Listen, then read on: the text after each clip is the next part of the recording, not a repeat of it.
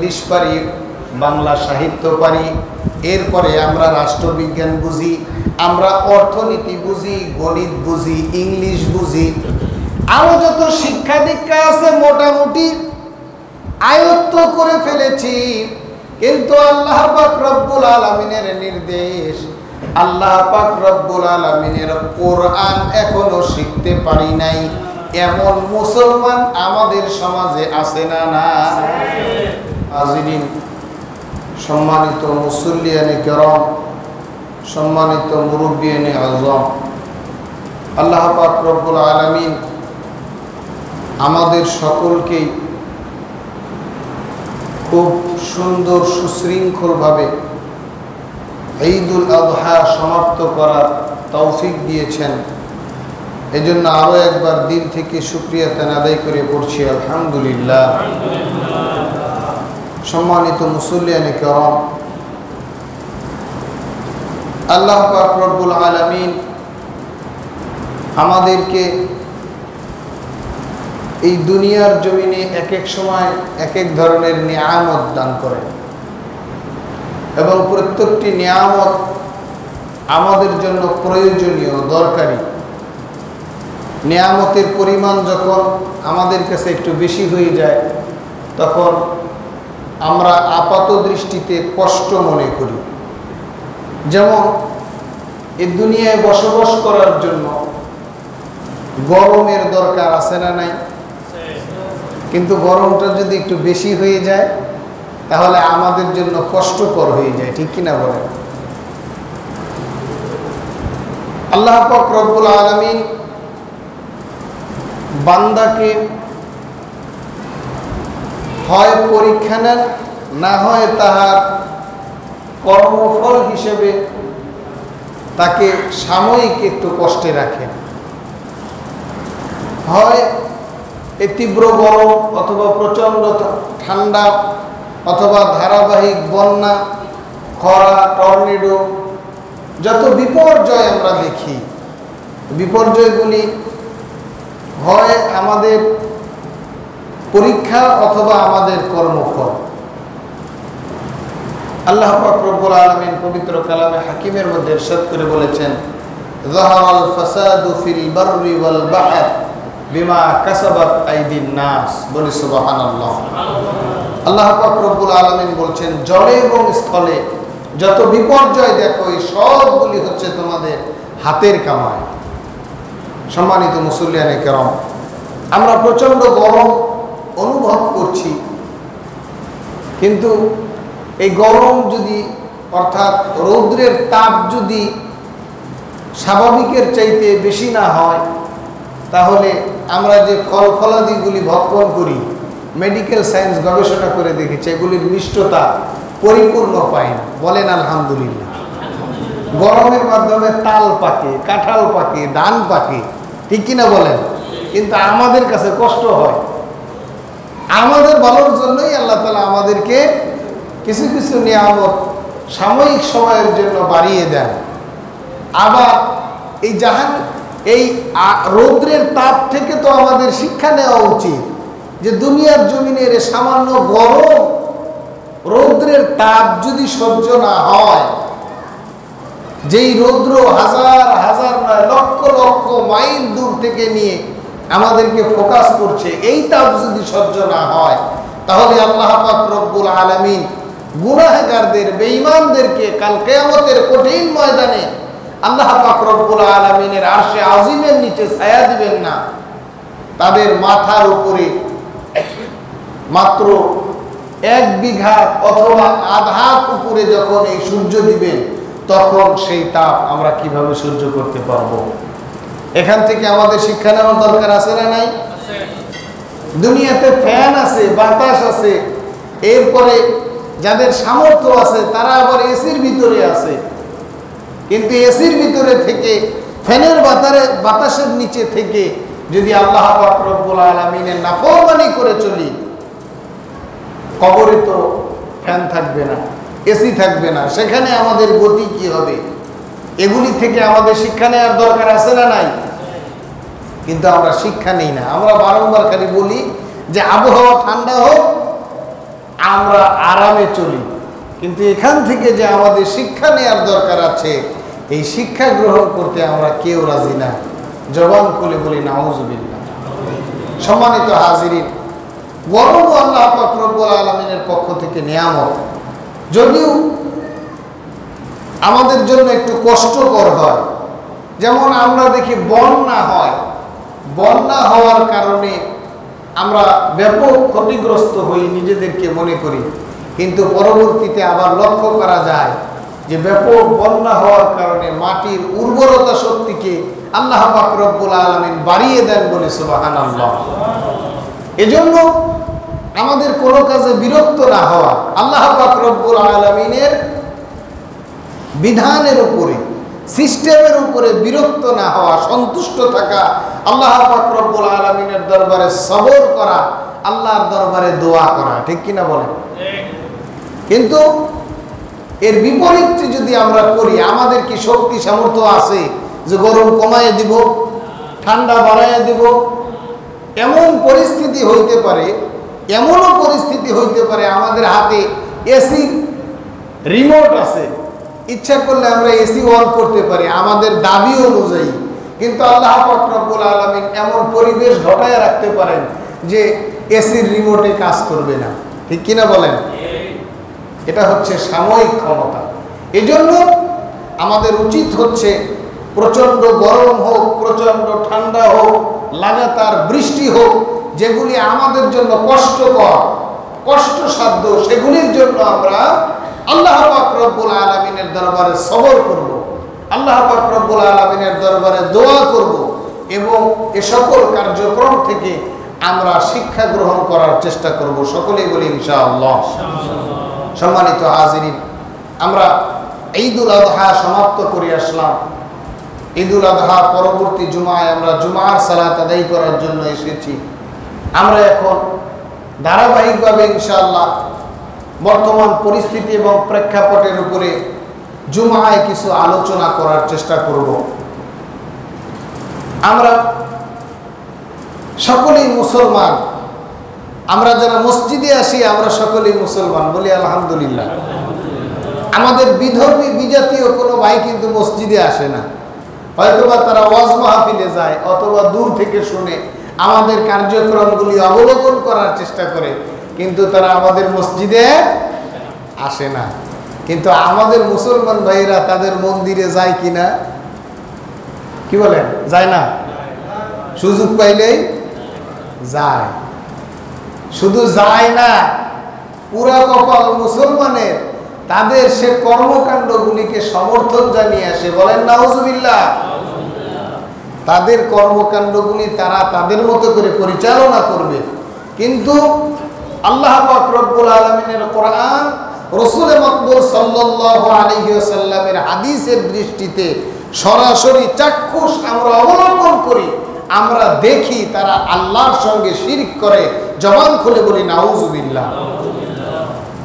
পরিবেশগত কারণে, সামাজিক অবস্থানের কারণে, বিভিন্ন দায় দায়িত্ব পালন করার ক্ষেত্রে সেখানে একান্তই যদি কারো যাওয়ার প্রয়োজন হয়, একান্তই প্রয়োজন হয়, কিন্তু শিরকের সঙ্গে সমর্থন তো মুসলমান করতে পারে না।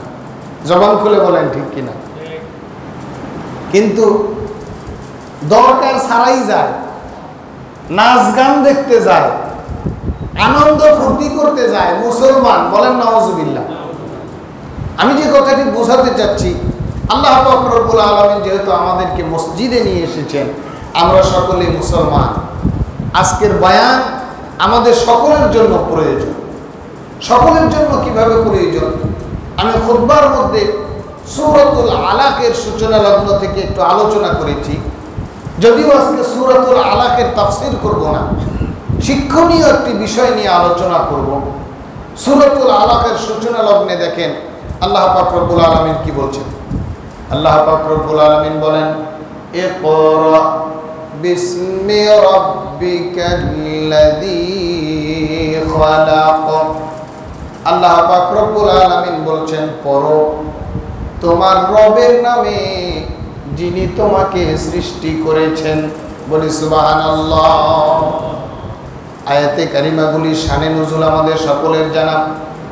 আল্লাহর হাবিব সাল্লাল্লাহু আলাইহি ওয়াসাল্লাম একদিন, 2 দিন, 3 দিন নয়, দীর্ঘ 40 দিন যাবৎ যখন তিনি হেরা গুহায় ধ্যানমগ্ন ছিলেন, 40 বছর বয়স হয়ে যাওয়ার পরে আল্লাহ পাক রব্বুল আলামিন জিবরাইল আলাইহিস সালামকে প্রেরণ করলেন প্রথম ওহী দিয়ে, সর্বপ্রথম নির্দেশ দিয়ে।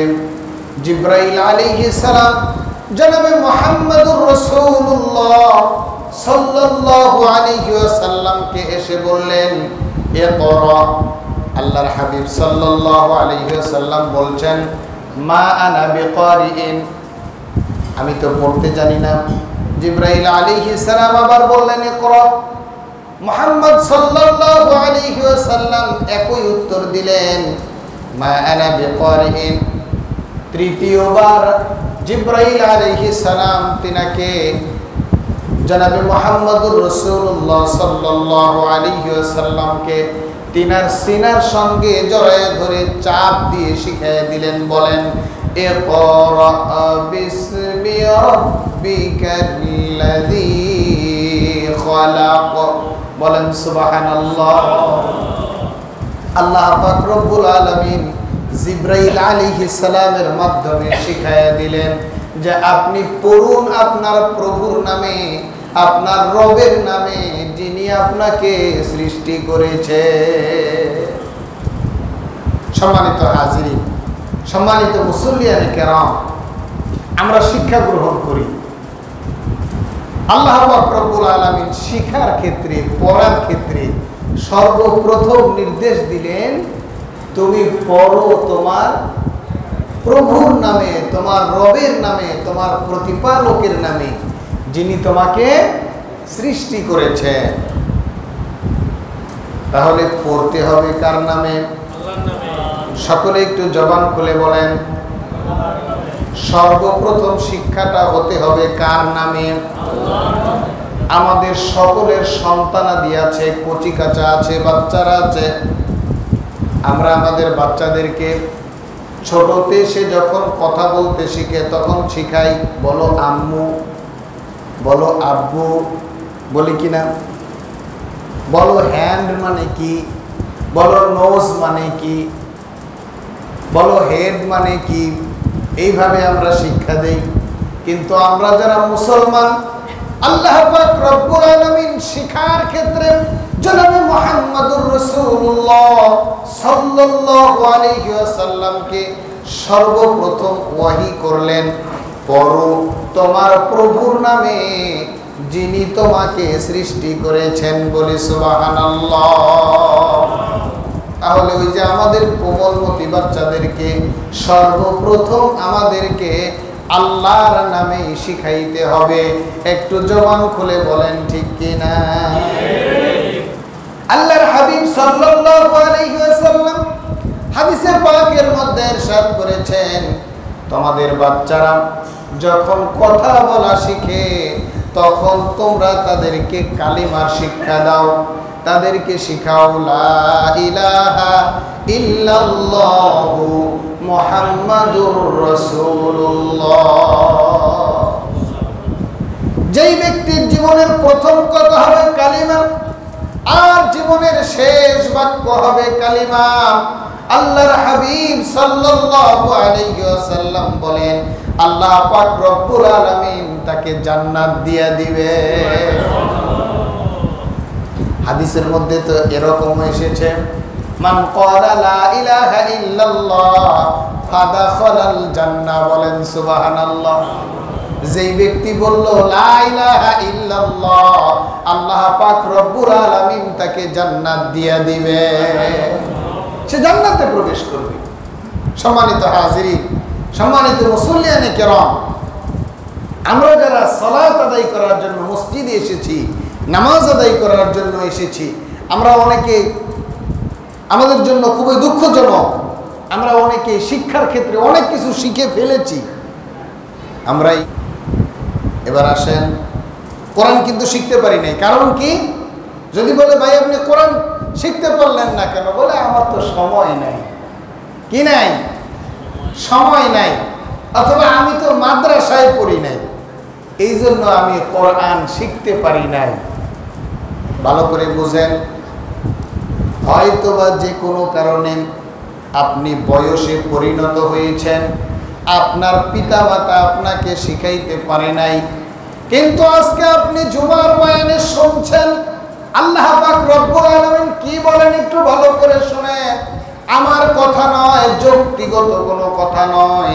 আল্লাহ পাক রব্বুল আলামিন পবিত্র কালামে হাকিমের মধ্যে ইরশাদ করে বলেন, ওয়ামান আ'রাদা আন যিকরি ফাইন্না লাহু মাঈশাতান দানকা ওয়া নাহশুরুহু ইয়াওমাল কিয়ামাতি আ'মা قال رب لم حشرتني أعمى وقد كنت بصيرا قال كذلك أتتك آياتنا فنسيتها وكذلك اليوم تنسى আল্লাহ পাক রব্বুল আলামিন বলেন, এক শ্রেণীর মানুষদেরকে কাল কিয়ামতের কঠিন ময়দানে অন্ধ করে উঠানো হবে। তারা আল্লাহ পাক রব্বুল আলামিনের দরবারে ফরিয়াদ জানিয়ে বলবে, মালিক, দুনিয়ার জমিনে তো আমার চক্ষু ছিল, আমি তো দেখতে পেতাম, এই কিয়ামতের কঠিন ময়দানে কেন তুমি আমাকে অন্ধ করে উঠালে?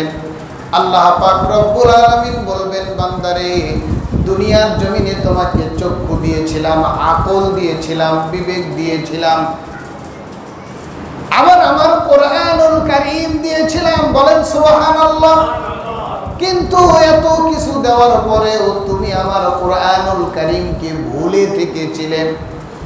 আমার কোরআনুল কারীম শেখো নাই, পড়ো নাই, জানো নাই। তুমি আমার কোরআন থেকে দূরে থেকেছিলে, তাই আমিও আজকে তোমাকে অন্ধ বানিয়ে দিলাম, তোমাকে ভুলে গেলাম। বলেন নাউযুবিল্লাহ।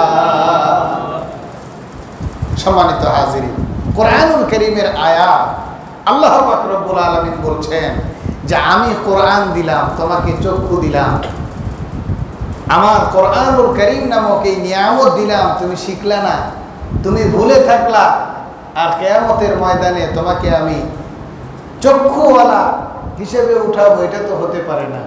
আমার কোরআনুল কারীম তুমি শিখো নাই, আমার কোরআনুল কারীম ভুলে থেকেছো দুনিয়াতে, আজকে আমি তোমাকে ভুলে গেলাম আর তোমাকে অন্ধ বানায় দিলাম। বলেন নাউযুবিল্লাহ। এবার আসুন, শুধুমাত্র শিশুরা নয়, এই কোরআনুল কারীম শেখার দায়িত্ব বৃদ্ধদের পর্যন্ত দরকার আছে না নাই? আল্লাহ পাক রব্বুল আলামিন কোরআনুল কারীম এমনি এমনি শুধুমাত্র কয়েকজন হুজুরদেরকে মুখস্থ করার জন্য নাজিল করেন নাই। কোরআনুল কারীম শুধুমাত্র উলামায়ে কেরামের জন্য নাজিল করেন নাই। আল্লাহ পাক রব্বুল আলামিন কোরআনুল কারীম অবতীর্ণ করেছেন বিশ্ব মানবতার জন্য। জবান খুলে বলি সুবহানাল্লাহ। শুধুমাত্র হুজুরেরা কোরআন তেলাওয়াত করবে, আর আমাদের আব্বা মা আত্মীয় স্বজন মারা গেলে হুজুরদের কাছে তেলাওয়াতের জন্য ধর্ণা দিব যে হুজুর একটু এক খতম করে দেন, দুই খতম করে দেন, কিছু পয়সা হাদিয়া দিলাম, আর কোরআনুল কারীমের দায়িত্ব শেষ হয়ে গেল না। আল্লাহ পাক রব্বুল আলামিন এই কোরআনুল কারীম বিশ্ব মানবতার কল্যাণে অবতীর্ণ করেছেন। বলে সুবহানাল্লাহ। যালিকাল কিতাব লা রাইবা ফি হুদাল লিল মুত্তাকিন। বলেন সুবহানাল্লাহ। আল্লাহ পাক রব্বুল আলামিন বলেন, দেয়ার ইজ নো ডাউট, এখানে কোনো সন্দেহ নাই, সন্দেহ হওয়ার অবকাশ নাই। বলি সুবহানাল্লাহ। হুদাল লিল মুত্তাকিন, এটা মুত্তাকিদের জন্য হেদায়েত গ্রন্থ। বলি সুবহানাল্লাহ। সম্মানিত হাজিরিন, আল্লাহ পাক রব্বুল আলামিন কোরআনুল কারীম অবতীর্ণ করলেন আমাদের সকলের জন্য। এরপরে আমরা কিন্তু সকলেই জানি, আমরা যে নামাজের মধ্যে তেলাওয়াত করি, সূরা ফাতিহা কোরআনুল কারীমের অংশ কিনা? কি বলেন, অংশ না? খুব ভালো করে বোঝার চেষ্টা করবেন।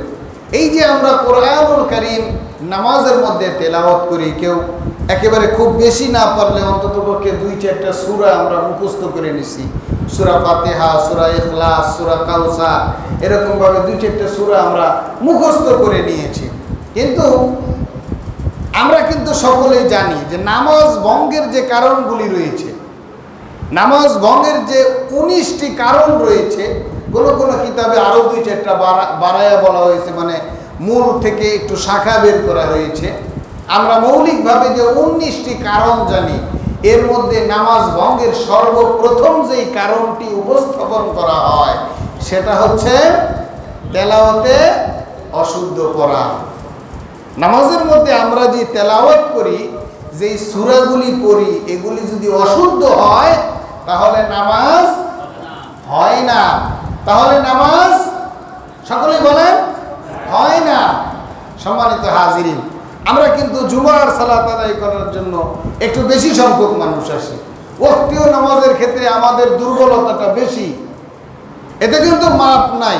আমি একেবারে প্রথম সপ্তাহে নামাজের উপরে আলোচনা করেছিলাম যতটুকু পেরেছিলাম।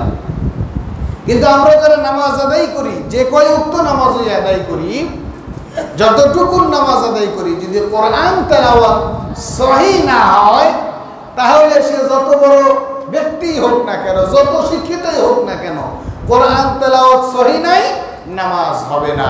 জবান খুলে বলি নাউজুবিল্লাহ।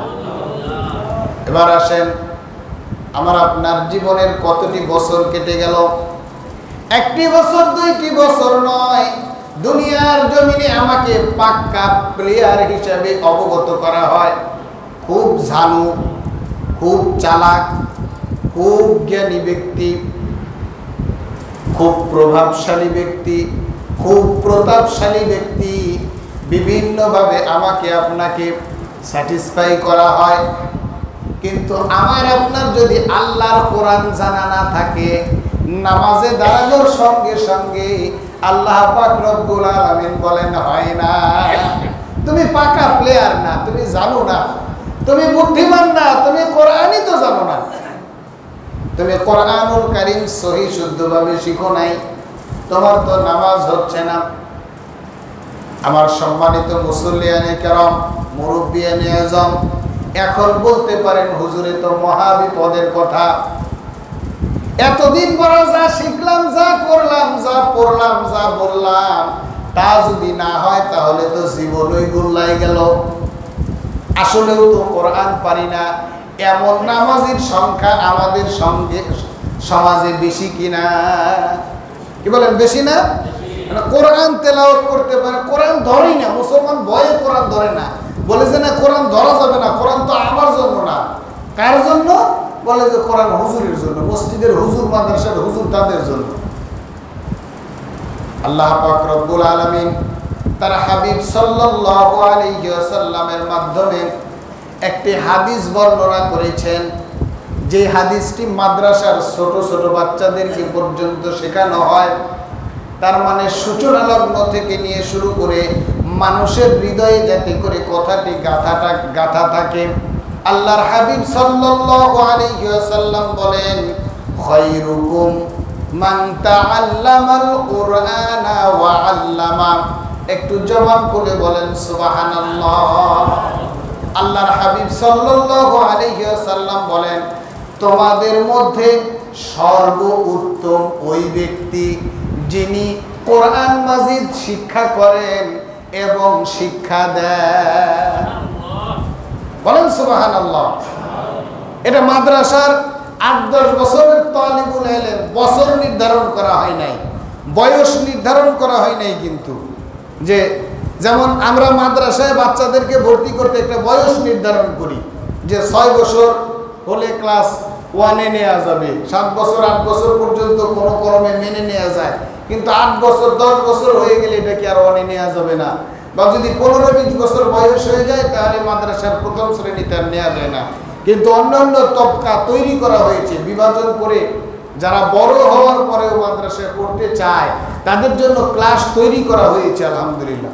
কিন্তু আল্লাহর হাবিব সাল্লাল্লাহু আলাইহি ওয়াসাল্লাম কোরআন শিক্ষার এই ফজিলত, শিক্ষা করার এই ফজিলত এবং শিক্ষা দেওয়ার এই ফজিলতের ক্ষেত্রে কোনো বয়স নির্ধারণ ধারণ করেন নাই, বলি সুবহানাল্লাহ। আমাদের জন্য এটা সুবর্ণ সুযোগ। হোক না কেন আমার বয়স 50 বছর, হোক আমার বয়স 70 বছর, 70 বছর বয়সে গিয়েও যদি আমার বিবেক খুলে যায়, আমার যদি বিবেকের চক্ষু উন্মুক্ত হয়, আমি যদি বুঝতে পারি যে আমি তো কোরআন তেলাওয়াত করতে পারি না, যদি আল্লাহর কোরআনের মহব্বত নিয়ে আল্লাহর হাবিব সাল্লাল্লাহু আলাইহি ওয়াসাল্লামের এই ফরমান, এই বাণীকে হৃদয়ে অনুধাবন করে আমিও যদি কোরআনুল কারীম শিক্ষা করতে যাই, আল্লাহর হাবিব সাল্লাল্লাহু আলাইহি ওয়াসাল্লামের ভাষ্য মতে আমিও সর্বোত্তম হয়ে যাব, বলি সুবহানাল্লাহ। দুনিয়ায় আমরা মানুষদেরকে যেইভাবে মূল্যায়ন করি না কেন, কিন্তু আল্লাহর হাবিব সাল্লাল্লাহু আলাইহি ওয়াসাল্লামের ভাষ্য মতে সর্বোত্তম যদি মানুষদের মধ্য থেকে হতে চায়, তাহলে কোরআন শিখতে হবে এবং কোরআন শিখাইতে হবে, বলে সুবহানাল্লাহ। এজন্য কোনো বয়স নাই, কোনো শ্রেণী পেশা নাই।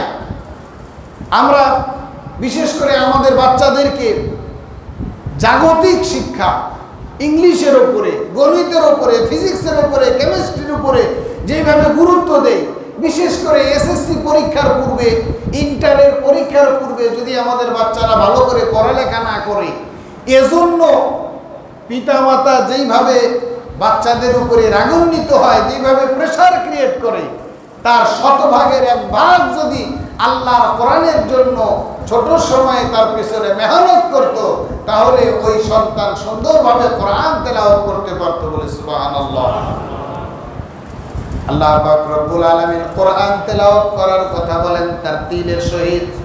আল্লাহ পাক রব্বুল আলামিন বলেন ওয়ারাতিলিল কুরআনা তারতিলা, বলেন সুবহানাল্লাহ।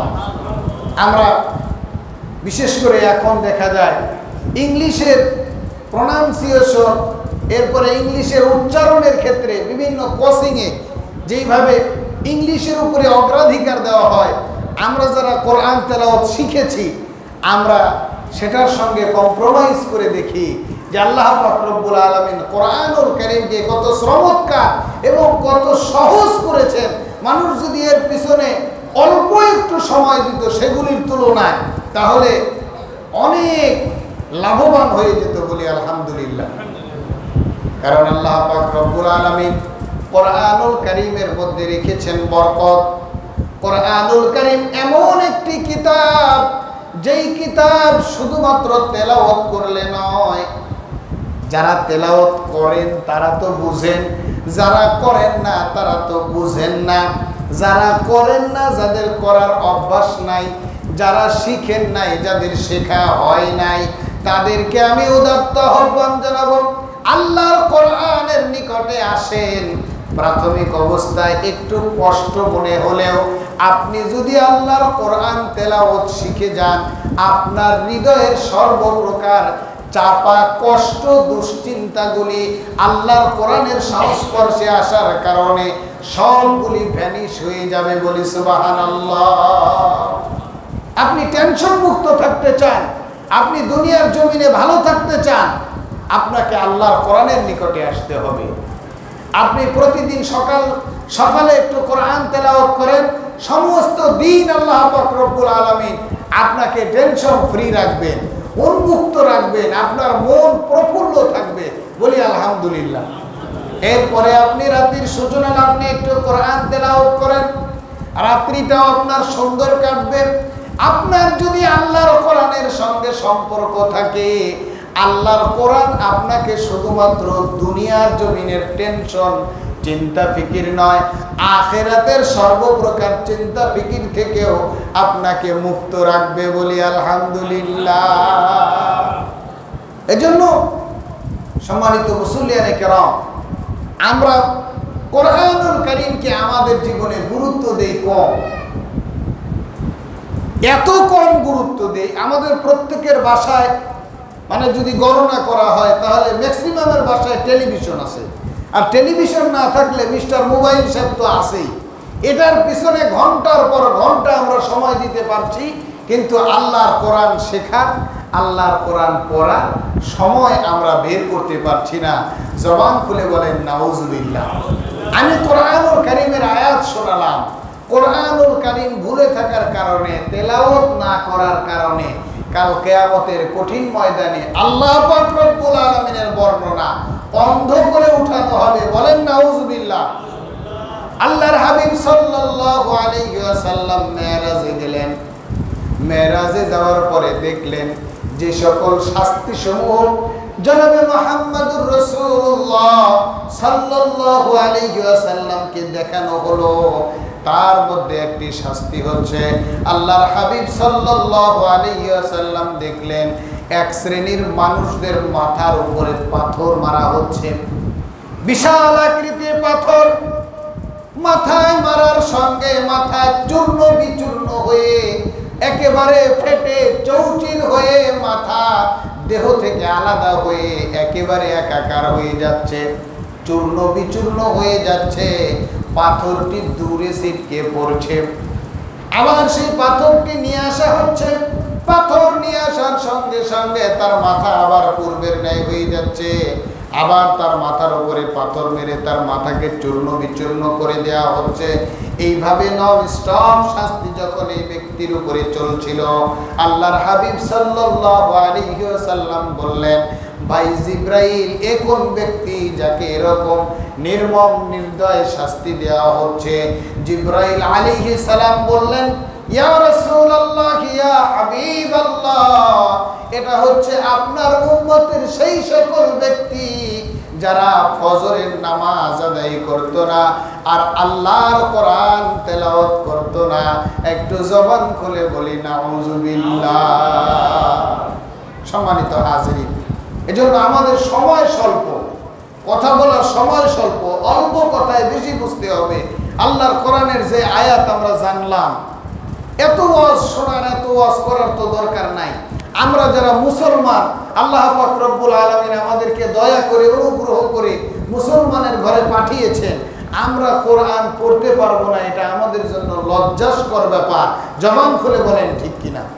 কোরআন শেখার জন্য এখন তো আবার হাতে হাতে হুজুর, আমি পদ্ধতি শিখাই দেই, মানে মসজিদে এসে হুজুরের কাছে শিখতে হবে, মাদ্রাসায় গিয়ে হুজুরের কাছে শিখতে হবে, এটা উত্তম পদ্ধতি। এটা যদি আপনার কাছে কষ্টকর মনে হয়, আপনার হাতেই হুজুর আছে, মানে আপনি যে এত বড় বড় মোবাইল পালেন, এই মোবাইলের মধ্যে আপনি একটু যে কোনো জায়গায় গিয়ে সার্চ দিয়ে দিবেন যে আমি একটু কোরআন শিখতে চাই, কেমনে শিখা যায়, দেখবেন শত শত পদ্ধতি বাতলায় দিবে। বলেন আলহামদুলিল্লাহ। প্রযুক্তিকে আমরা যদি সঠিক কাজে ব্যবহার করি, আমরা সকলে উপকৃত হব। আমি অফিসে বসে থাকি, আদালতে থাকি, ব্যবসা বাণিজ্যে থাকি, সেই জায়গায় একেবারে স্বল্প সময়ের জন্য নিয়ম করে যদি একটু মোবাইলের মাধ্যমে কোরআন তেলাওয়াত শেখার চেষ্টা করি, সেখানে অক্ষরের উচ্চারণ সুন্দর করে দেয়া আছে, শব্দের উচ্চারণ সুন্দর করে দেয়া আছে। সেগুলি শেখার পরে দিন শেষে একটা সময় এসে মসজিদের ইমাম সাহেব, মাদ্রাসার হুজুরের কাছে 10 মিনিট 5 মিনিট একটু মোতালা করে নিলে, একটু রিভিশন দিয়ে নিলে কোরআন তেলাওয়াত শেখা অতি সহজ হয়ে যাবে। বলি আলহামদুলিল্লাহ। তাহলে নামাজ পড়বো টেনশন ফ্রি, আমার তেলাওয়াত সহিহ হয়ে যাবে, নামাজকে আল্লাহ পাক রব্বুল আলামিন কবুল করে নেবেন। বলি আলহামদুলিল্লাহ। এভাবে আমরা কোরআনুল কারীমের তেলাওয়াত সকলে শিখব তো ইনশাআল্লাহ। যারা পারি, যারা না পারি, যারা পারি তারা নিয়মিত তেলাওয়াত করব, যারা না পারি তারা তেলাওয়াত করা শিখব। সকলে বলি ইনশাআল্লাহ। আর একটু জবান খুলে বলি ইনশাআল্লাহ। সর্বশেষ কথা, যারা কোরআনুল কারীম তেলাওয়াত করতে পারি না, সহি শুদ্ধভাবে জানি না, যদি এইভাবে যদি নামাজ আদায় করতে থাকি, সারা জীবন নামাজ আদায় করলেও আল্লাহর দরবারে নামাজ কবুল হবে না। জবান খুলে বলেন নাউজুবিল্লাহ। এখন উপায় হচ্ছে, যদি আল্লাহর দরবারে নামাজ কবুল করাই নিতে চাই, শর্ত হচ্ছে শেখার চেষ্টা করতে হবে। যদি চেষ্টা থাকে, আল্লাহ পাক রব্বুল আলামিন ভুলটাই কবুল করে নেবেন। বলি আলহামদুলিল্লাহ। চেষ্টা না থাকলে আল্লাহ তাআলা কোনোটাই কবুল করবেন না। আল্লাহ পাক রব্বুল আলামিন আমাদেরকে সঠিকটা বোঝার, সঠিকটা জানার, সঠিকটা মানার তৌফিক দান করুন। সকলে বলি আল্লাহুম্মা আমিন।